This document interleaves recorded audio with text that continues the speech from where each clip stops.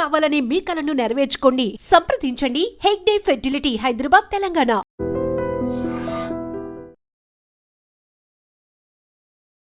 నమస్కారం, welcome to I dream. నేను మీ విజిత. ప్రస్తుతం మనతో పాటు ఉన్నారు మోటివేషనల్ స్పీకర్ ఉషా కస్తూరి గారు. ఇప్పుడు వారితో మాట్లాడి మరిన్ని మంచి మంచి విషయాలు, అసలు ఇప్పుడు సమాజంలో జరుగుతున్న విషయాలు ఏంటి, ఇవన్నీ జరగటం వెనకాల ఎవరి తప్పు ఉంది, ఎక్కడ లోపం ఉంది, ఇలాంటి విషయాలు వారితో మాట్లాడి తెలుసుకునే ప్రయత్నం చేద్దాం.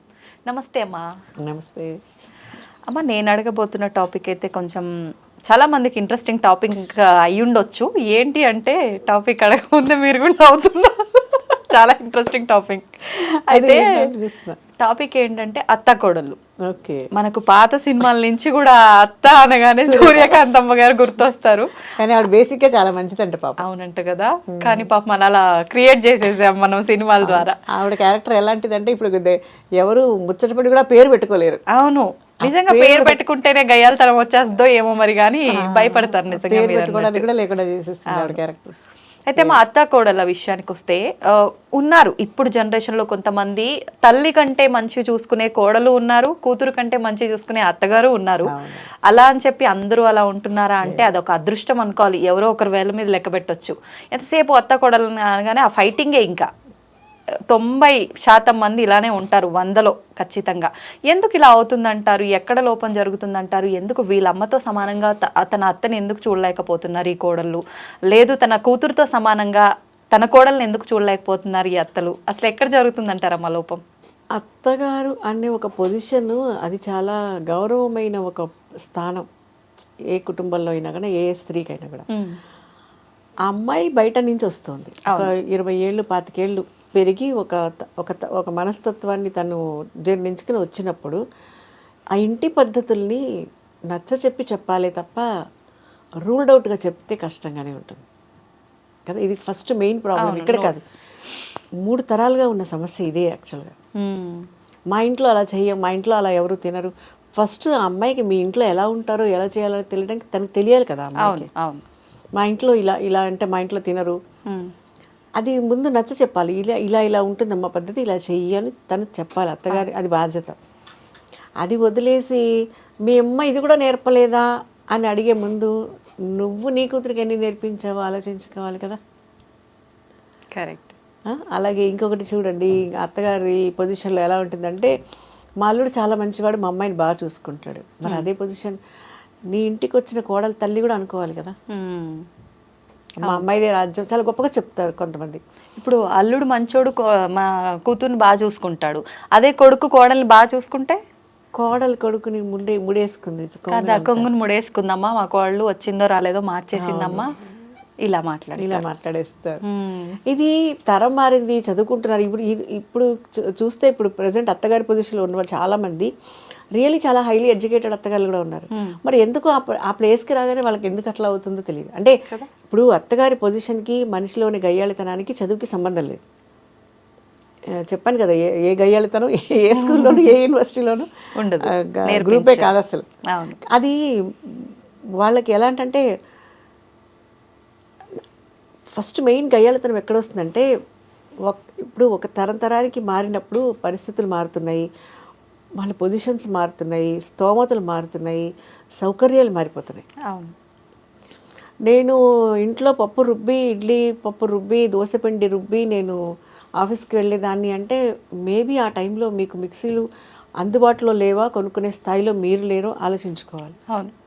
ఇప్పుడు పరిస్థితులు కూడా కారణాలు ఉంటాయి. ఇప్పుడు ఏమవుతుందంటే, మనిషికి సౌకర్యాలు పెరిగాయి. సౌకర్యాలు పెరిగినప్పుడు కూడా ఇప్పుడు కట్టుకున్న మొగుడు కూడా అడుగుతాడు, ఏమని, మా నాయనమ్మ రుబ్బి చేసేది పచ్చడి ఎంత బాగుండేదో, మా అమ్మ కూడా రుబ్బేది అని. మీ నాయనమ్మ ఉద్యోగానికి వెళ్ళేది కాదు, కాబట్టి ఆవిడ రుబ్బి పచ్చడి చేసినా ఆవిడకి ప్రాబ్లం లేదు. అప్పుడు వాళ్ళు ఓన్లీ గృహస్థుగానే ఉండేవాళ్ళు, ఆ బాధ్యతల్లోనే ఉండేవాళ్ళు. కాబట్టి అన్నీ అయ్యాక మిగిలిన పని చేసుకునేది. కానీ ఇక్కడ అమ్మాయి అన్నీ చక్కబెట్టుకుని వెళ్ళాల్సి వస్తుంది కదా.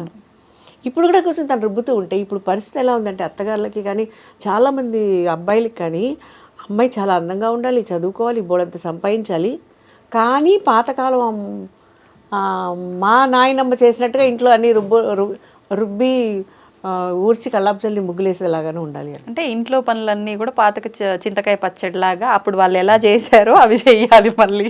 ఎలా కుదురుతుంది అన్ని? ఇది సినిమా అనేది ఏమన్నా అదే కదా. రీల్ తర్వాత రీల్ షూటింగ్ తీసుకోవడానికి. రియల్ లైఫ్లో ఇవన్నీ జరిగేవి కాదు కదా. ఒకటి కావాలంటే ఒకటి వదిలేసుకోవాలి.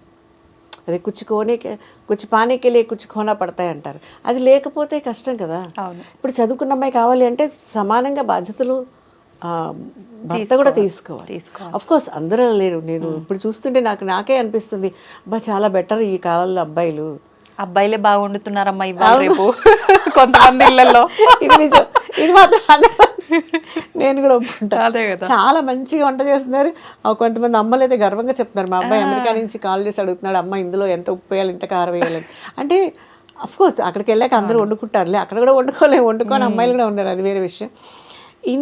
ఇంత మారిన కాలంలో ఇంత మార్పులు వచ్చిన తర్వాత కూడా ఇంకా కొన్ని పెత్తనాలు, ఇది చాలా డేంజర్ కదా.